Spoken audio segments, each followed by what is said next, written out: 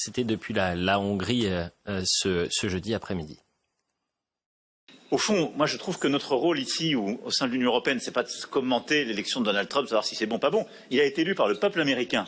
Et il va défendre l'intérêt des Américains. Et c'est légitime et c'est une bonne chose. La question, c'est est-ce que nous, on est prêt à défendre l'intérêt des Européens? C'est la seule question qui nous est posée.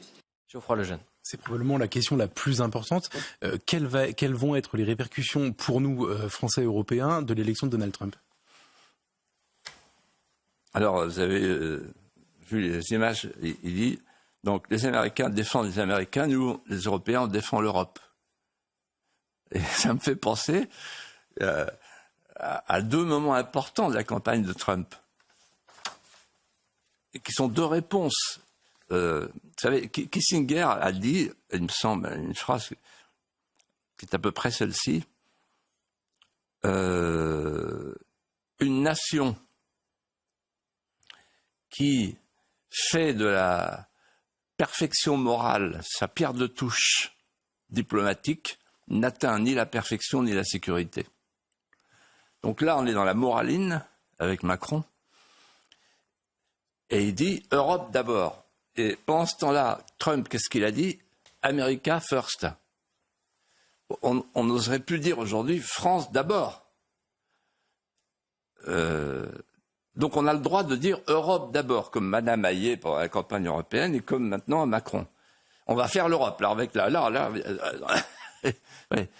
Plus on la fait, plus elle se défait, plus elle défait les nations. Mais on continue. Et deuxième slogan qui explique la victoire de Trump, en grande partie.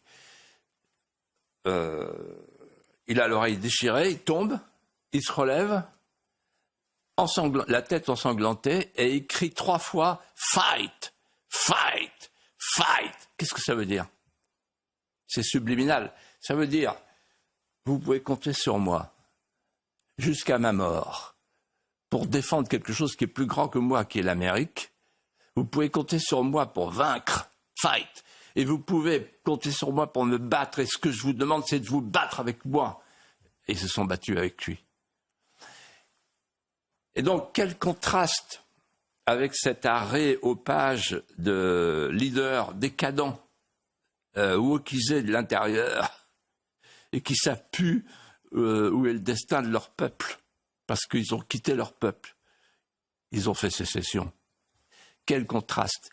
Et qu'est-ce qui va se passer? Je réponds à votre question. Il va se passer 3 choses.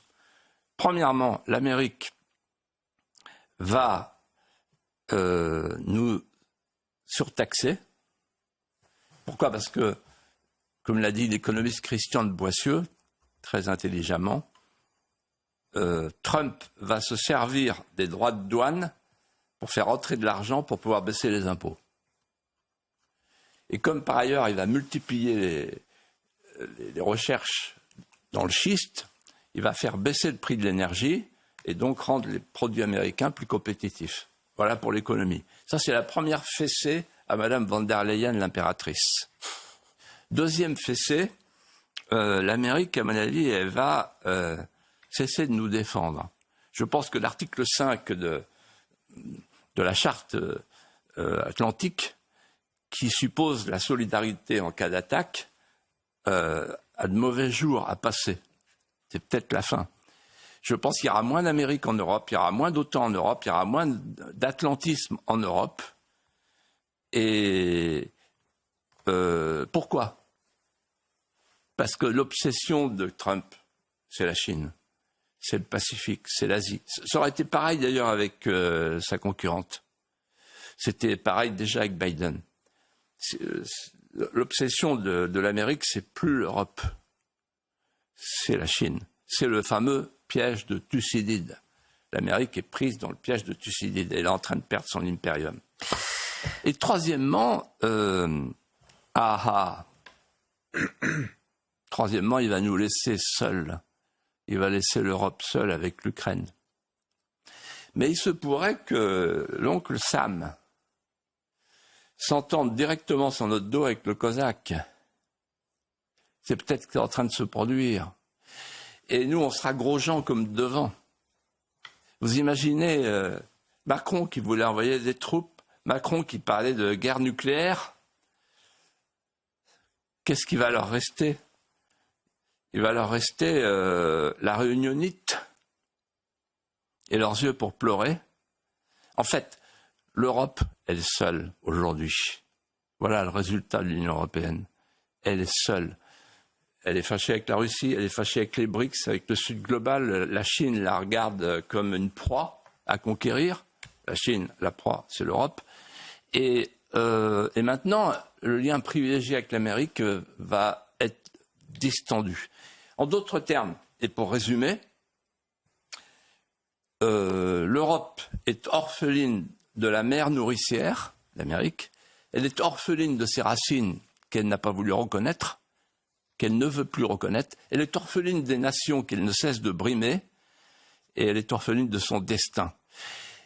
Et je relisais hier soir la conclusion des mémoires de Monnet, et je me disais, Monnet, il a expliqué qu'il n'y avait pas d'autre destin pour les Européens que la communauté transatlantique. En fait, il voulait faire un seul pays, avec deux pôles.